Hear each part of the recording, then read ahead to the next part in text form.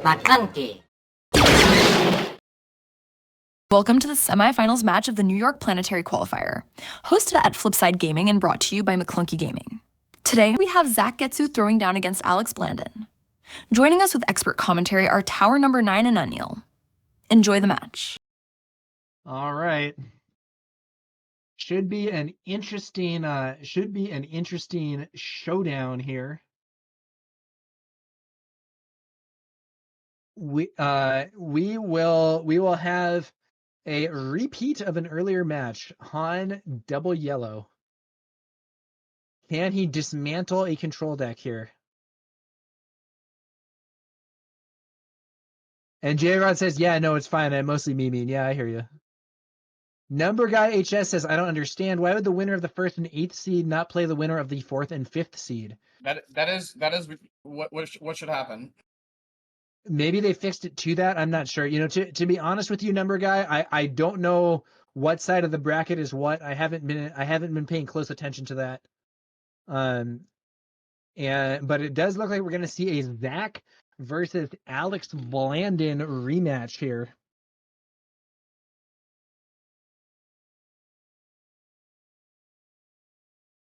Once again, Boba Fett.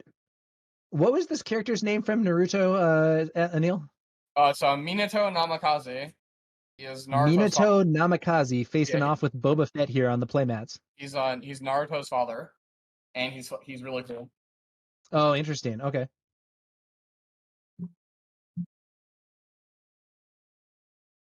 Yeah, in chat there's some questioning as to whether or not this pairing is correct. Hopefully the event organizers have it figured out after having to move around a bit. I don't really I am not entirely sure what's going on there, but correct, we'll see how it goes. Phil Starf has said how that works. Yeah, that's Monkey D. Goku from One Ball Z. Monkey D. Goku. Or Dragon Piece. Take your pick. Monkey D. Goku from Dragon Piece. That's wild. They are reviewing deck lists, apparently. They're reviewing deck lists digitally. That's interesting. I mean, I prefer that. It's really brutal, though. The pictures were taken at the wrong angle. You can't actually read them. It's you can see Zach trying to like zoom it in on his phone so he can actually read it, and he's having some difficulty with the image resizing and stuff there. Alex going old school with the physical deck list. That's my preference, man.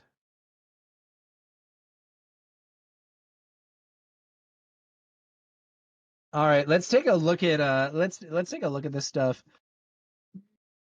Yeah, sometimes, you know, in miniatures tournaments, they would sometimes make you print out one deck list for every opponent. So you would have like one to give to the judge, and then you would have, I mean, it wouldn't be like a 10-round event. It would be like 5 or 6, but you'd have like one for the judges and then like 6 of them to give to other opponents. I think I remember that for like Star Wars Legion back in the day.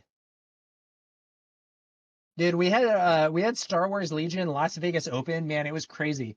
They I think it was 6 games in one day or something. Or maybe it was 5 games in one day, but both of those are crazy because each game can be like 3 hours. It was man, it was a lot of gaming. It was a lot of gaming.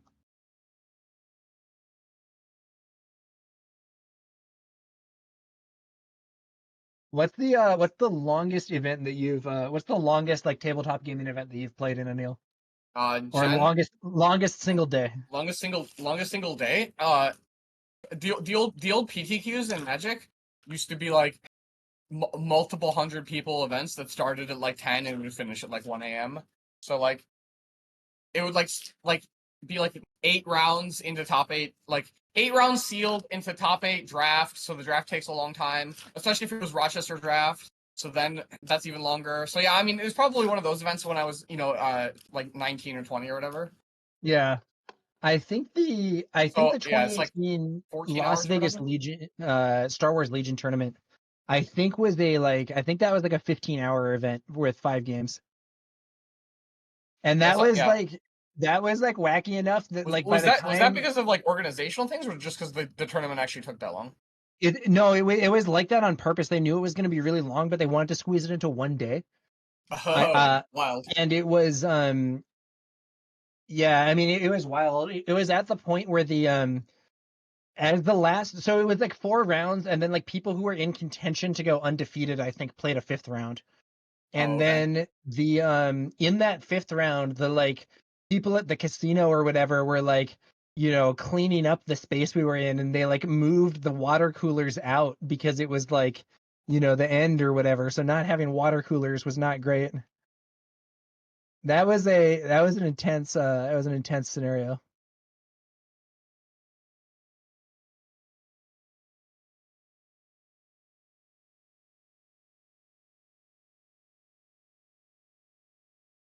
All right, let's see what happens here.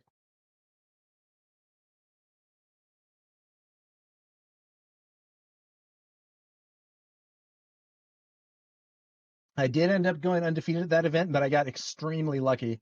By the last round of that tournament, I was having severe tournament fatigue. I made a major blunder, but an extraordinarily unlikely thing happened in my favor. I think I calculated after the event, and it was like literally a less than 1% chance that this would happen, but it like reversed the situation, and now my opponent had to attack into me, and I gained I gained the advantage and got the win.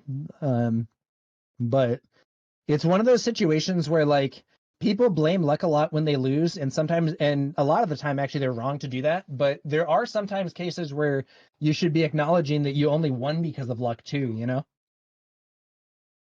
For sure.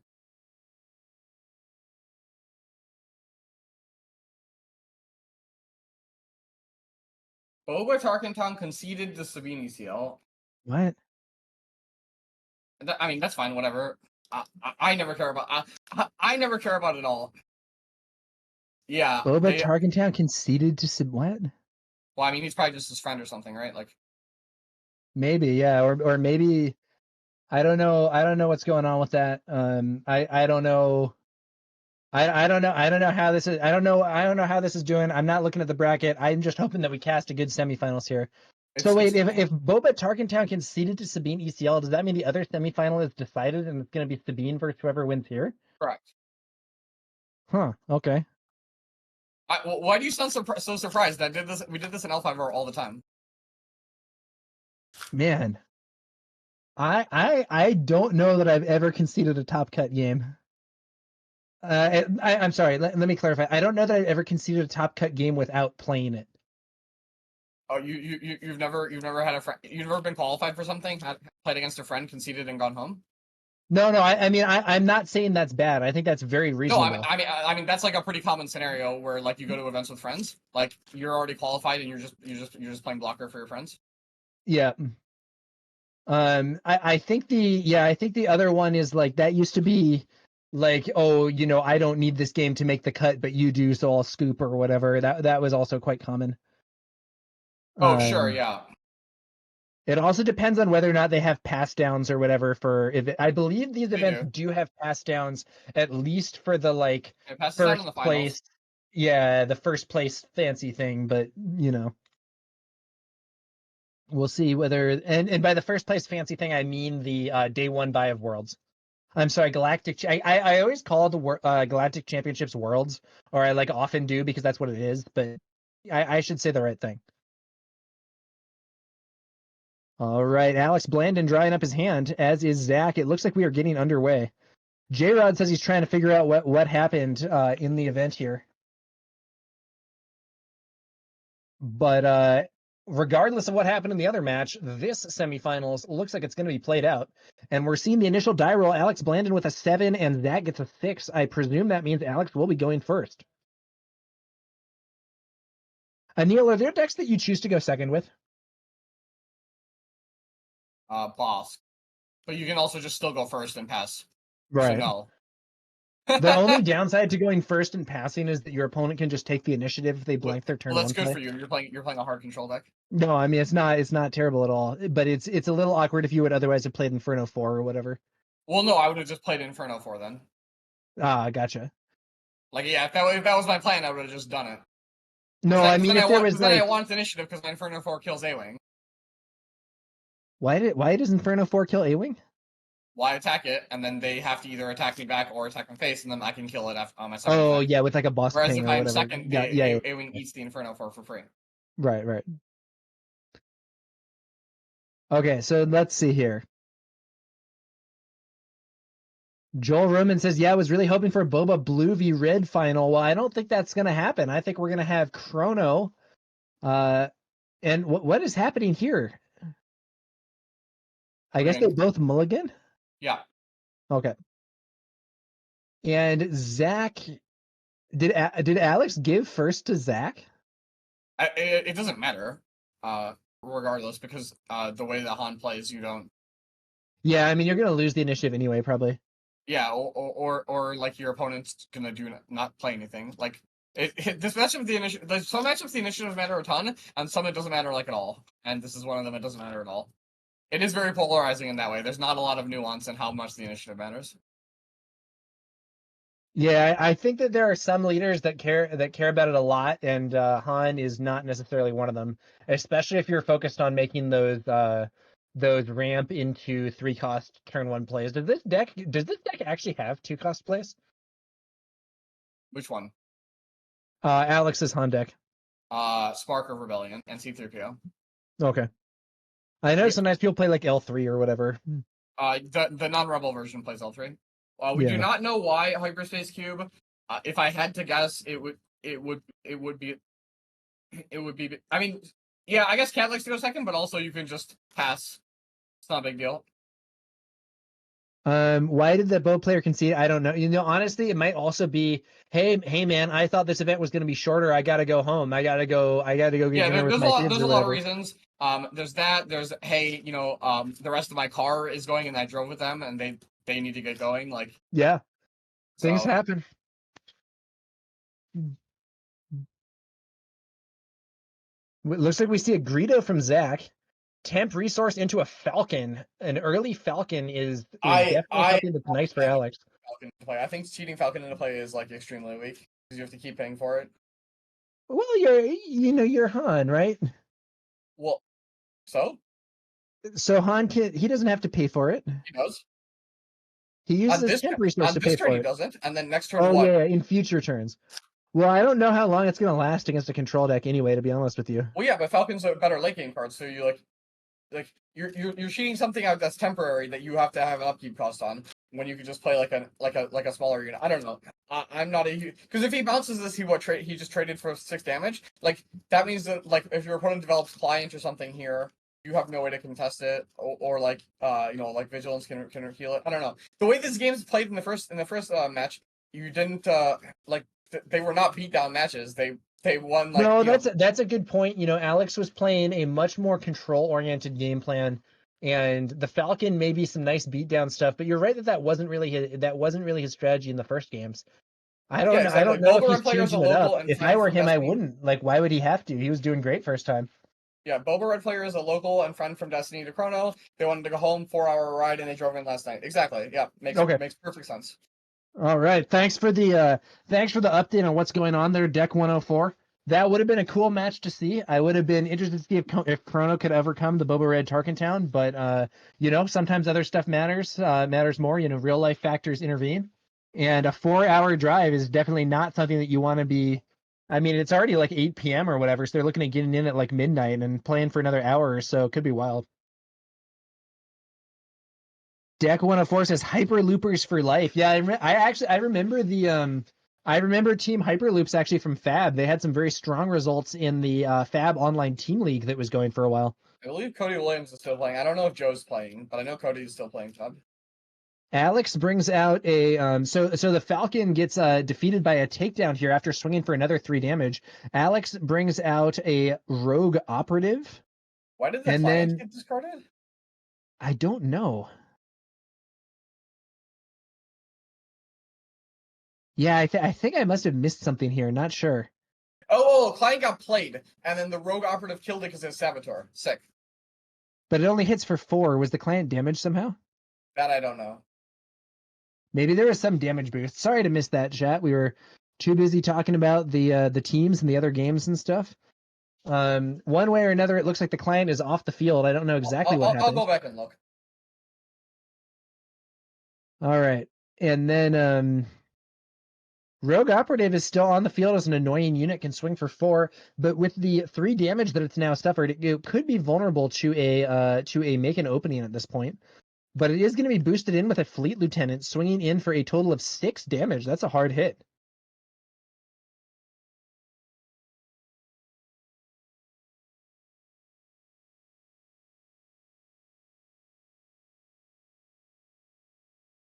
All right. Zach, thinking about his next move, I do see a takedown in hand there for Zach, so he could clear either of these units from Alex. Looks like it is going to be a Boba flip. What will he do next? Okay. I forgot about the Greedo thing. Greedo and client thing. Greedo flipped it with the death trigger. Got it. So the client wasn't in play. That was a unit attacking into Greedo, or Rogue Greedo Operative attacked attacked it. Greedo. Yeah. and Okay. flipped. Okay. Great. That makes a lot more sense. And now we're gonna see a resource here, a temp resource from Han. So we can see Han being deployed this turn as well as Boba. What do you do here if you're Aneil? Or what do you do here if you're Zach, Aneil? I mean, you have to get to 8 resources and start stockpiling cards in hand. Do you want to hold your Boba here to try and maybe suppress? I guess he can't really do it with that takedown. Boba Kill could the just Rogue kill Operative. the Rogue Operative. That's a Yeah, pretty reasonable play. it's a value trade, right? Because the Han now can't kill you. Although you can blast her now. Yeah, and that's what we see. Oh yeah, there's the hot shot to take down Boba. Oh no, it's not going into Boba. Oh no, that's smart. Yeah, he goes into the base instead because he knows that like Zach probably wants to try and clear Han, and Han just will attack still for clear 6 again, Boba on yeah. retaliation. Yeah, Han only Now a can attack. client does get played. Zach was Man, Alex took the damage when he could be affected by power of the dark side here because he saw three resources getting tapped and he's ready to put his leader back and yeah. He it seemed like he was already moving it in expectation of Han getting killed, but it was the client instead. I believe we're gonna attack for 6 again to base, and then we can. So if he has a surprise strike, he just wins the game immediately, right? That's 9 damage. Yes, it is exactly lethal with surprise strike. That would be pretty funny if we saw Alex winning this game with a very different game plan than what he was using in the earlier rounds. Like this seems like it's just a like aggro him out type game right now. That's the flexibility of this Han deck. Yeah.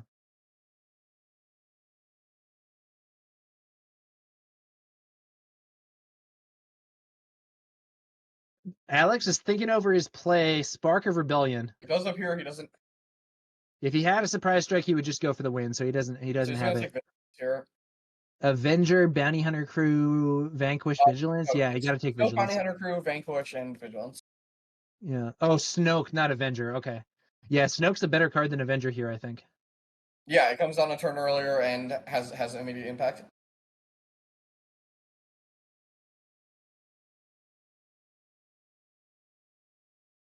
Now the Bounty Hunter Crew can potentially get that Vigilance right back. Yeah, but it's But you make him play it, and he doesn't have a good ambush right now. Yeah. Also, you force the Bounty Hunter Crew to take it as opposed to being able to have the Vigilance plus something else. Yeah. And it takes action economy, so you can't. So instead of just taking the Bounty Hunter Crew, you take that.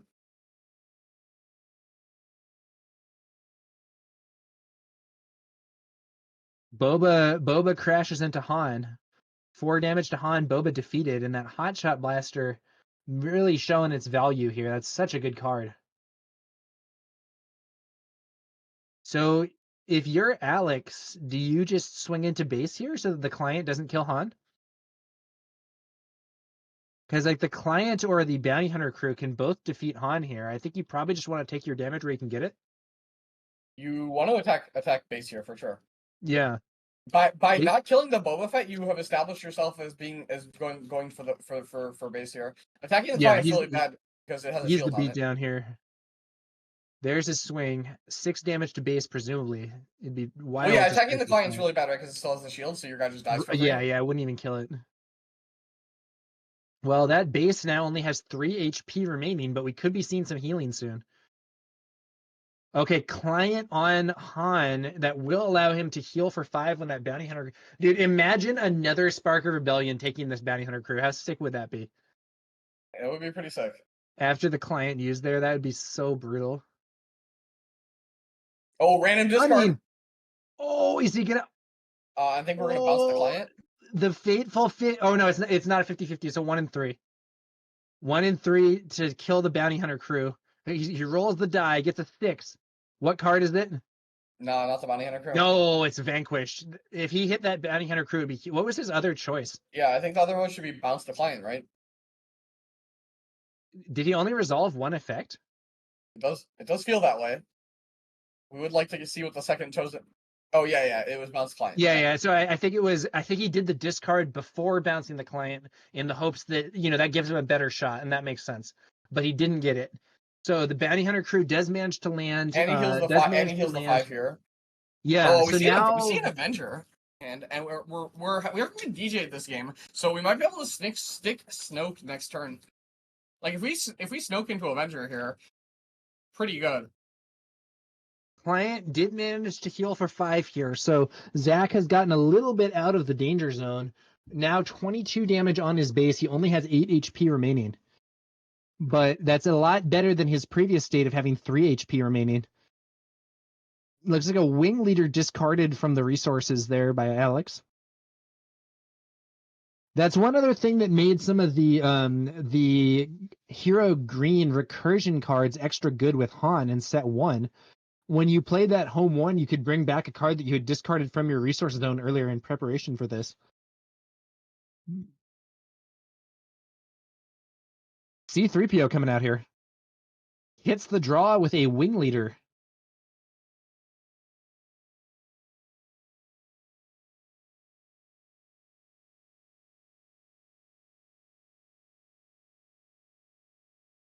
Zach on 7 resources and Alex, I believe, also on 7 resources. Yeah, they both should be on 7, right? Because no DJ shenanigans have happened. Another copy of the client, or no, it's the same one because he got bounced. Yeah.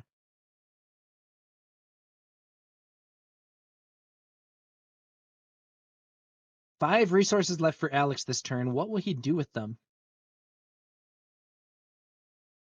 Alex is mulling over his options. He had a lot of momentum earlier, but it's maybe slowing down a bit now. He brings out that wing leader, though, buffing C-3PO, now a 3/6.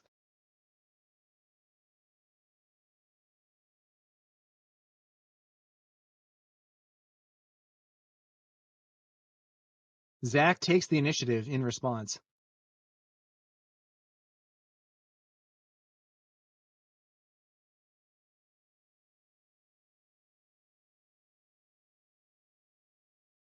Gralic25 asks, only 7 resources, right? Should he have gone Vanquish and then Client?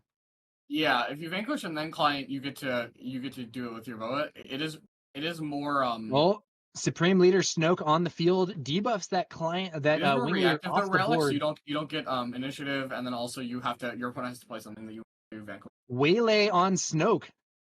Yes. Before Gen Con, I'm not sure, but Alex apparently has been playing this deck since Gen Con. Yeah. I think you might be thinking of Troy Yamaguchi, who is another well-known Han Yellow player. Alex is now threatening 3 damage here with his. Ooh, a top target comes out for C-3PO. That's potentially a big heal.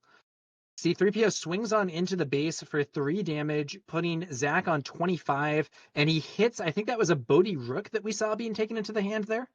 That is what I believe it is.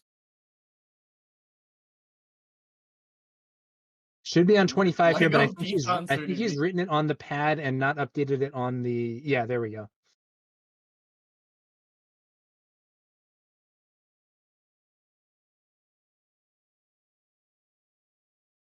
Zach doesn't have any resources up here after he played Snoke, only to have him bounced. Alex thinking about his options, so he can. Spark is big here. Spark. But I mean, it's three hitters. I think you have to take Avenger here. Yeah, I think so too. Because otherwise, Zach just wait, yeah, because he can take Avenger and then play the Bodhi Rook also, and the Bodhi will take the Vanquish. Oh, I like that. Nice. Yeah, I think that's what you do here. Actually, you could take Snoke because Avenger will kill the Bodhi, and then you can attack for 3 more. I guess that's not lethal. It's only that's only I guess and surprise strike. Yeah, no, that's a good point. You could potentially do that. It's kind of weird. Yeah, you could take Snoke and leave yourself open to win the game with Blaster. Oh, Blaster wins too, right? So yeah, you take Snoke. I think you might have Blaster here because if he Snoke and Avengers, you then sacrifice Bodhi. Bodhi. You sacrifice Bodhi, and then Blaster on C3PO is exactly 5. Yeah, okay. And even if yeah, that's right. Oh, he And didn't. so Zach did not draw a removal spell here. If he drawn a removal spell, he for sure can just kill the C3PO. It has to be a removal spell that kills C3PO also. sorry, which card? I said he would have had to draw like a Vanquish here or something to kill the C3PO. Yeah. Because if he plays Avenger here, it just sacrifices the Bodhi. Dude, you know what card would be spicy here? Are you gonna tell me? That one that the one that gives the experience. Yeah, that card's in the sideboard, so it would be spicy because okay. this is game 1. It would be spicy though. Kill C3PO and give 3 experience to the client and heal. It would be sick. Zach's maybe in trouble here. What do you think? What do you think you do? I mean, you gotta go for. I don't know. But if you go for the Avenger, Alex has been planning around I mean, it. you can play Childson, but like you don't have a follow up to Childson after this, so and it doesn't kill the C3PO. Yeah, it's like a 4/4 Childson. I don't know. It's not amazing. It does kind of brick wall both the units though. No, it's true. Unless there's like a shoot first or something. The decks don't play shoot first anymore, or like the Han deck doesn't play it. We saw some shoot first earlier, but I think that was one of the Sabine yellow builds sideboarding it. Correct, yeah. Let's see here.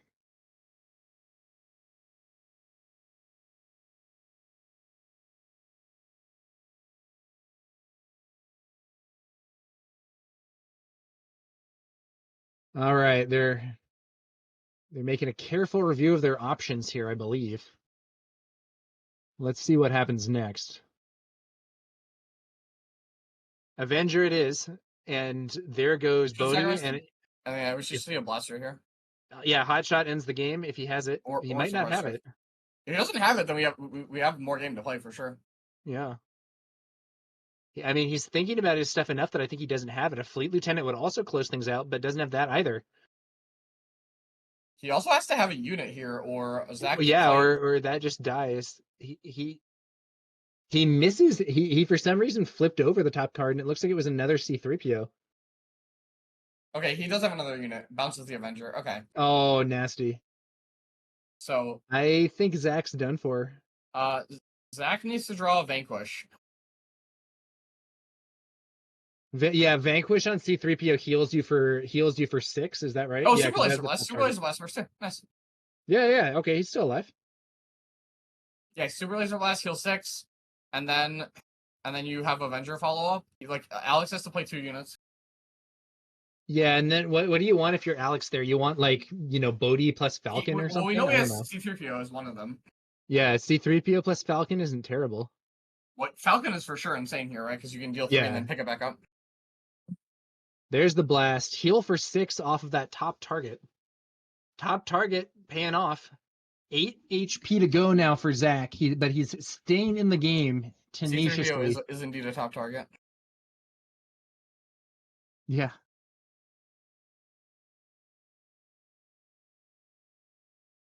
All right.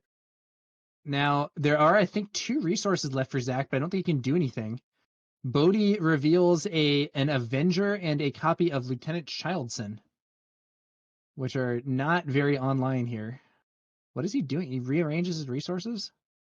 He's trying to figure out how he's figuring out how he wants to exhaust them, that's all. Oh. Big Falcon is huge here. Big Falcon is a big problem, I think, here for Zach.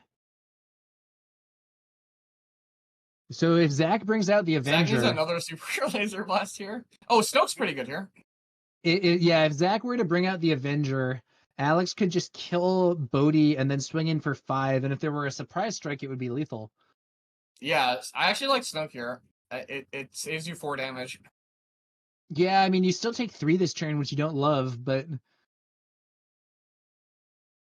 What else does he have? Childson, which isn't very good, and It looks like Merc he has Merc gunship. gunship for the Sabine matchup in his deck. Not very good right now. No.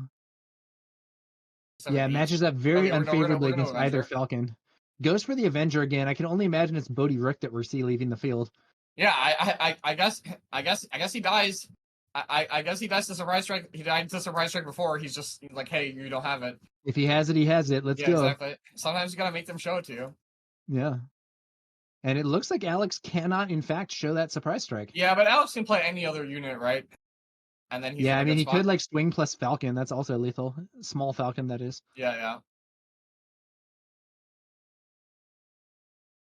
5 damage to base. Looks like he didn't have the Surprise Strike. 3 HP left for Zach, but he's come back from that before in this game only. Oh, and then he shows him. Oh, and there shows the is the small other Falcon. Falcon to close Okay, things nice. out. That is going to be a win for Alex Blandin. So yeah, the problem with this with these blue control decks is, especially this version that isn't playing red. When you have taken control of the game, you don't have a good way of closing the game quickly. Yeah. Whereas It's like what's your win condition? It's like, swing, against a 30 the HP red deck. version of the deck has like Crate Dragon at least. So like Yeah. Crate Dragon is one of the cards that finishes the game faster than anything else. And this So, deck has like swing with Avenger 4 times in a row. Or Milieu, yeah. Yeah, I mean those really are the win conditions. It's kind of wild.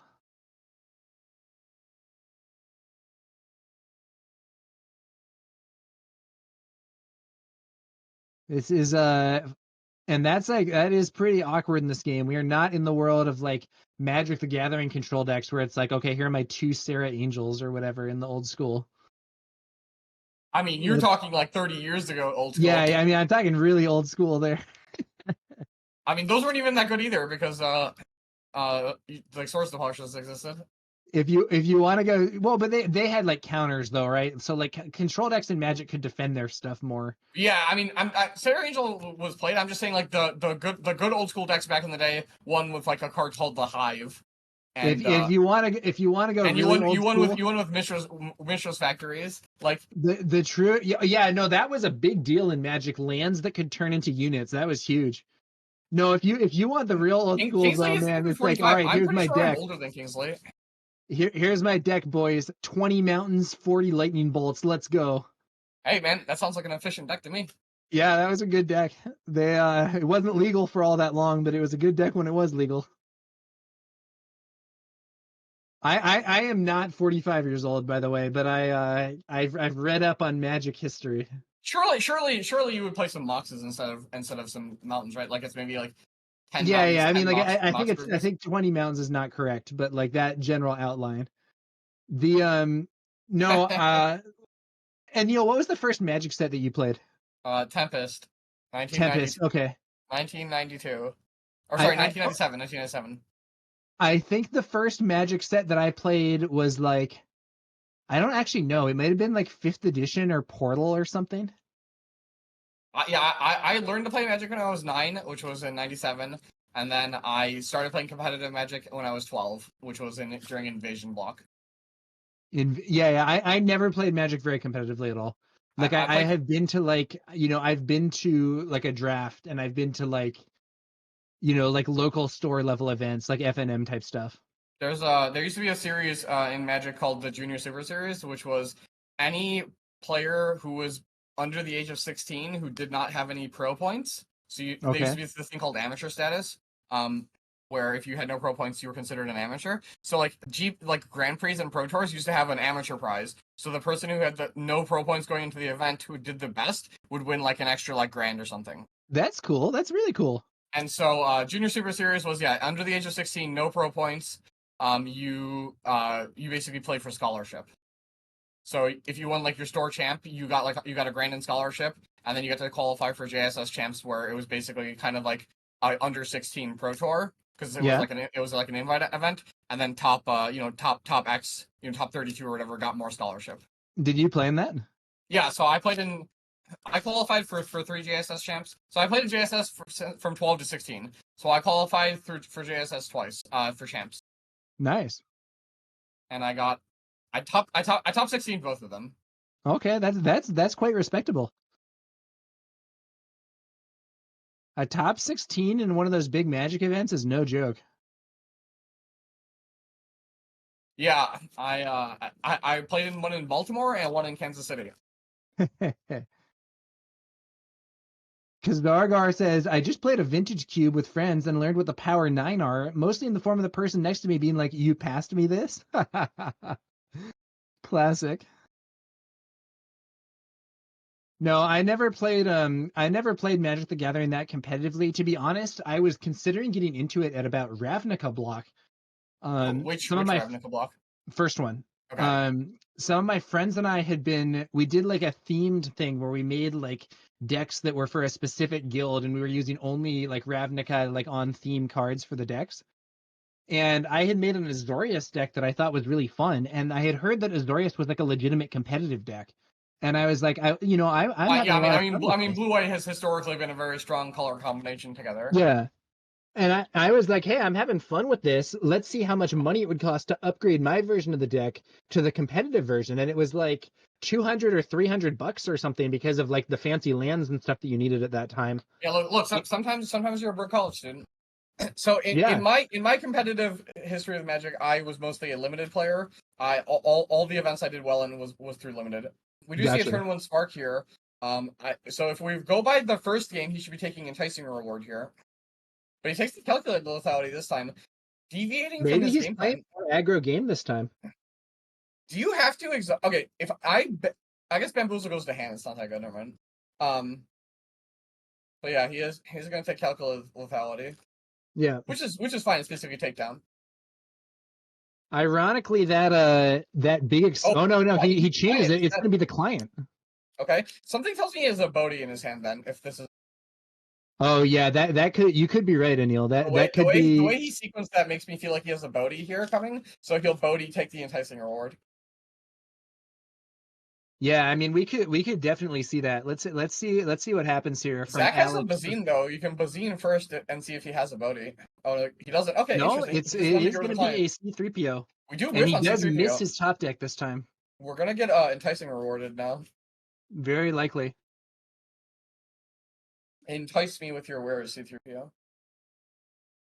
Enticing Reward is a very strong card. You know, it's interesting how some of these bounties are seen play. I think the bounty mechanic hasn't had like a huge impact necessarily, but it is still definitely seen play even in decks that aren't like Jabba or Bosk or whatever. At least with Enticing Reward and top target. And death mark. I guess that one's only in Bosk. Yeah, and you do also see some of the green decks playing the one that ramps you and Okay, the so one that brings out a unit. Alex has one confiscate and does not have a new adventure. A new adventure is actually really sick against bounties. Oh yeah, it's excellent against them. Mean Dean Harrison says the 3 to 4 good ones, presumably he's talking about bounties, are good. Yeah, you know, there are some strong bounties for sure. Deathmark, top target, enticing reward, and bounty hunter's quarry. I believe that's the four best ones. The client is pretty strong also, yeah. Well, yeah, but that's not a bounty. That's a card that Yeah, uses that's not a bounty. bounty exactly. And I will also say some of the built-in bounty units are pretty solid. You know, I those think the Hylobond fifth. Enforcers for qi'ra, pretty real. I think the fifth best one is the what's it called Draw 2 for Bosk. no that was in my top four. The Oh, okay. fifth best one is the ramp one. Price on Oh ramp. yeah, I yeah, that's fair. That's fair. The price on your head. So we've qi'ra'd, and now we are going to. We have a qi'ra from Alex and a Bazine from Zach. Lots of hands being revealed this game.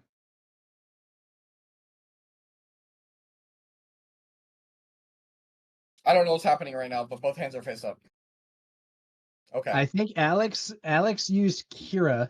Well, I'm yeah, not sure what card was declared there. I think, you know, it's got to be calculated lethality. it's got to be calculated lethality, right? Yeah. Yeah, And then we had a smuggle Bazine, it looks like.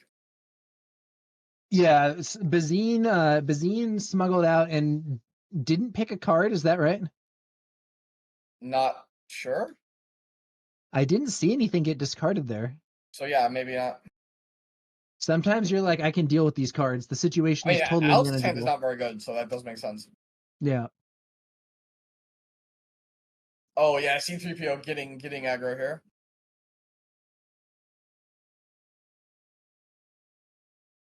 And yeah, Claire's saying that yes, it was calculated lethality, I believe. Yeah. Okay, so then Oh, it's really weird that these restocks are still in the list. Surely Zach has some cards he could have sideboarded in for them. yeah, that is quite odd. That this is really not a matchup that I think is going to be like, Like, I oh think no, like my restock should be opponent's the milling first card me. out of your deck. Yeah, that is odd. That to me is a mirror breaker for hard control mirror and has basically no other purpose. Arguably, you keep it in against people who are running relentless, but that's also not the case here.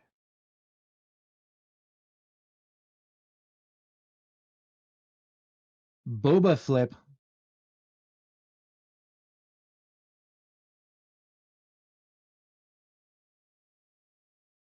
Boba Fett collecting the bounty. Oh, ho, ho, ho. It is Nice. once again the Cantina Bouncer bouncing his own C3PO to deny Boba the opportunity to claim that enticing reward. Yeah, pretty common play to bounce your own units with bounties on them just to deny the cards. I think that's especially good with the Cantina Bouncer over something like Waylay because you do kind of develop your own board at the same time No, instead of playing a it's for card sure that really doesn't good. do. Yeah, yeah. Cantina Bouncer is a very strong card. Very powerful effect. It's just tough. It's I mean not really tough. I guess I would not want a lot of decks to have access to it, but yeah, it's the fact that it's kind of color locked is like a big deal. Same thing with Bodhi. We are going to see more decks having access to that type of bounce unit though with that new what is it? Exploit The ship. new Geonosian fighter thing. Yeah, the ship. Let's see how this goes.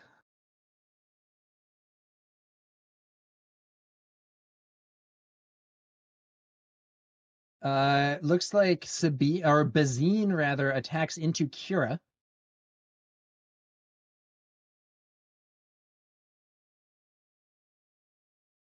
And then let's see what's going on here.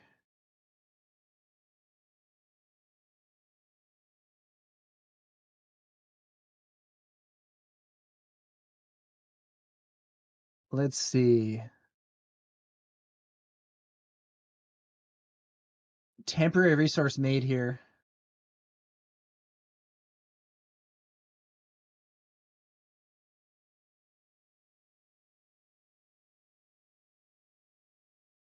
Boba on the field.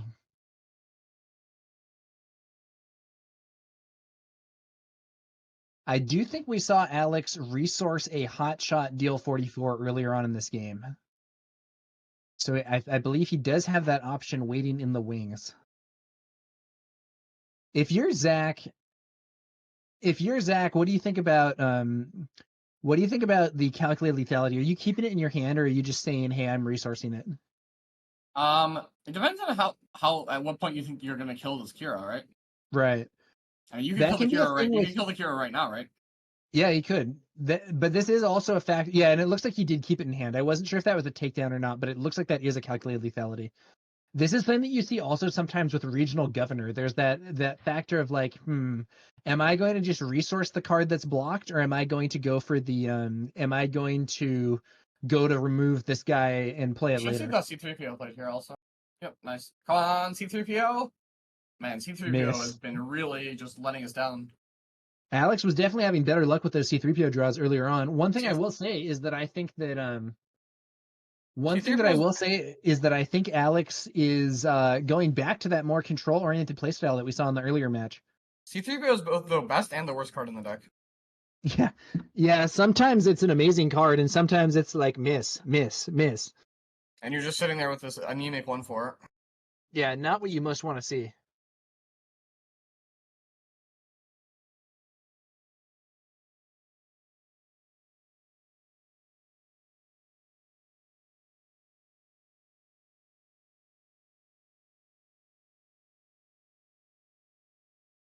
There goes a takedown to defeat Han after he was wounded from taking out Boba. And now we're going to see C3PO attack, and once again it's a miss. Ouch. Brutal. Client hits the field for Zach. I can only imagine that the Cantina Bouncer will be taking a swing into the base here.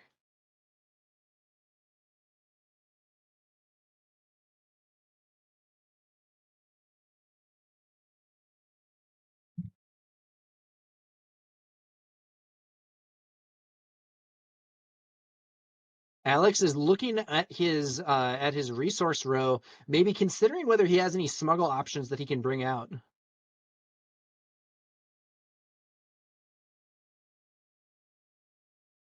Definitely looking for a DJ play this turn if you're allowed to. But your leader did die, so you kind of have to wait till next turn. 4 resources. Yeah, he doesn't have a temporary resource to allow him to defeat the stolen resource. Ends up going for honey. So I would bounce. I would do random discard and then I would bounce. And it looks like that is what he's doing. Random discard and then bounce.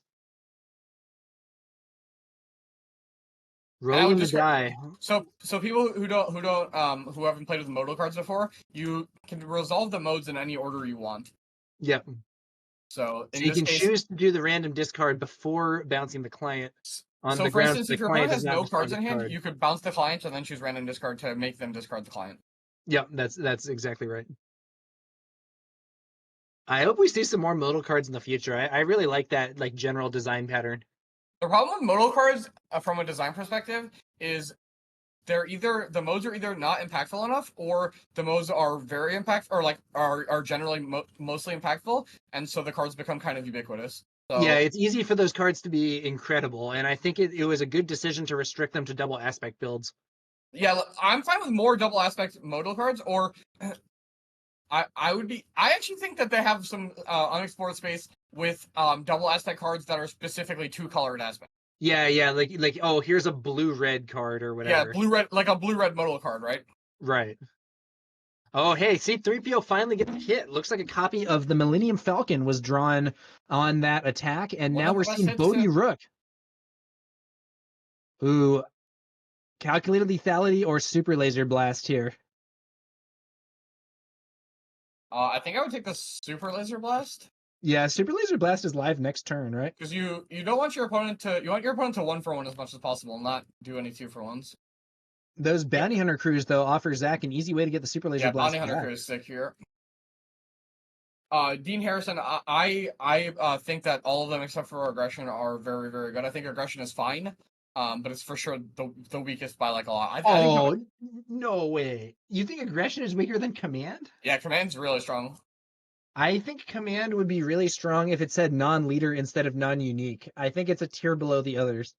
Oh no, I watched Shen play it the weekend in Dallas, and command was insanely good. I'm not. I don't know. I don't know. I don't know if I'm with you on that one. I think ramp is one of the strongest things you can do in this game, and I think ramp plus late game inevitability by bringing back your strongest cards, also, or the 2 experience is like very, very strong. Yeah, you could be right. To me, the damage. I also think that the green palp is more competitive than any double red deck. Personally, I would believe that. As much as I like double red Sabine, I think double red Sabine is has a specific weird role and is not as all comers as a green palp deck. Now that I think green palp is totally all comers, but yeah. The thing about Palpatine Green, as you say in Twitch chat, Aneil, is the Sabine matchup is horrible. Yeah, I mean, so I did watch Shen beat a lot of Sabines in Dallas, but Shen is an incredibly good card player, and he had teched his deck very hard to win those matchups because he felt he had inevitability against the other bigger matchups. Shen also a hardened veteran of L5R as well as other card games. Yeah. Okay, so we're seeing random discard again, really strong. These it's bounty hunter crew, big. Oof. That's actually the best card to hit because that's two cards in one basically. Rallick says double red will make a comeback in set 3. Maybe so, maybe not. We'll have to see. Well, I mean, for it to be a comeback, it had to be here in the first place, right? Double red Sabine was real in set 1. In the period where we had a very control oriented meta, I think double red Sabine was a legit good deck. Oh, gotcha. But I do think double red Sabine is kind of a reactive deck that you only want to play into a control type meta. All right, and now we have a Lieutenant Childson showing 3 cards for a 5/5 profile, and it looks like that hand is going to be a calculated lethality, a copy of the client, and not overwhelming barrage, super laser blast. Here's an interesting question from chat. What do you think about this, Aneil? Which single color is the strongest aspect in your opinion?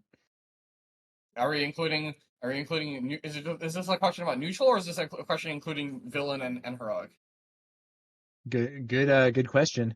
Now we do see now we see that Spark taking out the Super Laser Blast, leaving a calculated lethality and a client in hand. Hopefully, jamming. And there's Bodhi to take the calculated lethality also. Oh, These Bodhies have been so brutal. I mean, at least Zach has units though. Jam says exclude white/black for the This is just aspect. neutral of colors. It's probably yellow then, because the yellow has Bodhi, Cantina Bouncer, Cunning, Surprise Strike. I think yellow has the best double colors in my opinion. Yeah, and those double color cards are all neutral, right? So in the context of this question, I believe it is yellow. Ralex says I took top 5 with a 30 HP Red Vader set 1. Same showdown tower took finalist in. Yeah. The Red Vader's real, kind of. Red Vader is another one of those decks that can like ping your early play and kill it with Tarkentown. I feel like Red Vader kind of fell off in favor of Bosk. Yeah, I think that might be it. And I've also seen double red Kylo going around sometimes. Yeah, I think that deck is like a pretty all-in aggro deck though. Yeah, the thing about Kylo's actually faster than Sabine. Yeah, but the problem with Kylo is you don't have anywhere near as much ability to come back once they've stabilized. Or reach, right? You can get them to 25 and then any amount of healing you just instantly. Yeah, it's like if your initial rush doesn't work, that's it. To get back to this game though, we saw it looked like there was a enticing reward on Bodhi, and then he was bounced back to hand with Waylay. That is a harsh play for Zach. Yeah, and now you get the Bodhi again. I know. It's nasty. Yeah, brutal. You're gonna take the Macon opening. This poor Childson just being a 2/2. Yeah, Alex, after winning round 1 of this match with an aggro game plan, Alex is back on his control game plan for game 2 and is doing quite well. Hasn't DJ'd him yet though, so True. Zach has been able to sit on 8 resources and kind of just draw 2 and do stuff. Yeah, we haven't seen the DJ resource steal play. I will also say the second game has been taking way longer. We only have about half an hour left in the round. Okay, we do see a Falcon swinging for 3. I'm picking up this Falcon because you know he has Super Laser Blast in it. No, hasn't it been discarded? He only has that Childson. Oh, yes, Childson. Yeah, you're right. I guess I'm not picking it up. I don't know. I'm probably picking it up. I have so many resources. I don't know why I'm not picking it up. You think you pick it up anyway, just in case he draws Super Laser Blast or whatever? Yeah, or takedown or something. This is just 3 damage you can just always chip in.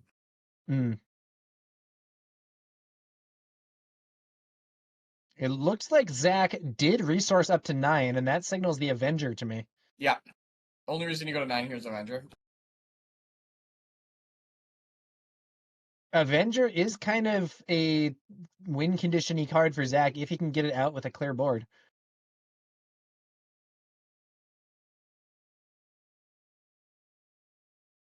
Less than 30 minutes left in the round, and I believe this is the only game being played because of the scoop in the other round. There's Avenger. It looks like the Cantina Bouncer being removed. So there's 6 damage on board here, and there goes Bodhi into the base for 3, up to 18 damage on Zach's base, 12 HP remaining. Client swinging for base here.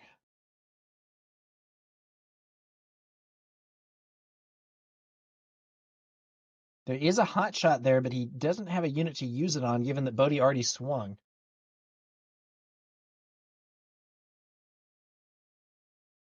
Probably another 3 damage to base off the Falcon. I think was that a temp resource being made? What was that? Oh no, he smuggles out tech. And so that was tech being replaced in the resource zone. And then I think initiative taken here by Zach because he tapped out for that Avenger. Alex can still swing into base for 3 more damage, and he still has, it looks like, 4 or 5 floating resources that he can potentially make something happen with via tech. And that Falcon itself is still 3 damage. If he has like a waylay in the resource zone, he can bring it out with tech and waylay the Avenger here. No, it's going to be a surprise strike from the resource zone for 4 resources, inflicting 6 damage with that Falcon instead of just 3. And now Zach is down to just 6 hit points left.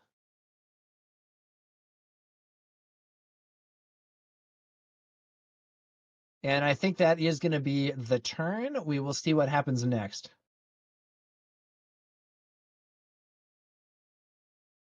What do you think about this, Aneil? I think that Takedown on tech. I think Zach is in a spot where he is very close to stable, but also dead Very at close any to moment. good. Yeah. It's coming down. It's coming down to the wire, but I don't think he can do it. So, That Falcon swings for 3. Oh wait, did he draw another piece of he drew removal? Vigilance. Oh, he did Vigilance. That's one of the best cards he could have. So you can bounty the Falcon and then just attack the Avenger into the Falcon. Heal for 5. Yeah, that's huge. I think Zach might have stabilized here. And then you kill the Falcon, and the Falcon will be chosen for the attack trigger as well, but it will guarantee heal 5. Yeah.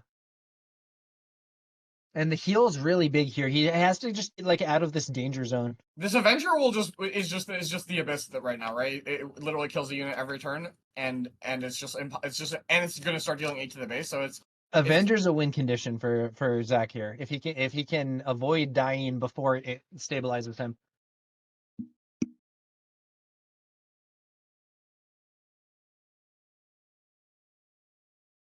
Oh, but there's a Cantina bouncer bouncing the Avenger. And with those resources already spent, he can't bring it back this turn, but he could play it on the next turn.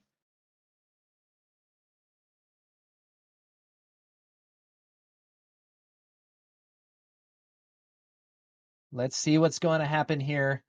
Hotshot Blaster smuggled out, I believe, for that Cantina bouncer.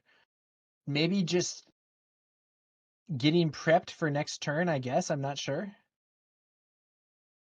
Yeah, because so now if Zach plays, the Avenger, Alex can clear the Falcon, and then he can, if he has a surprise strike, he can win the game on his bouncer for 5, plus the 3 from the surprise strike is lethal.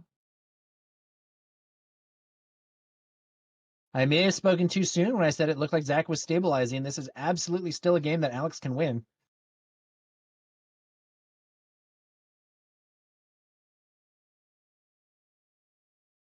Let's see what's happening here.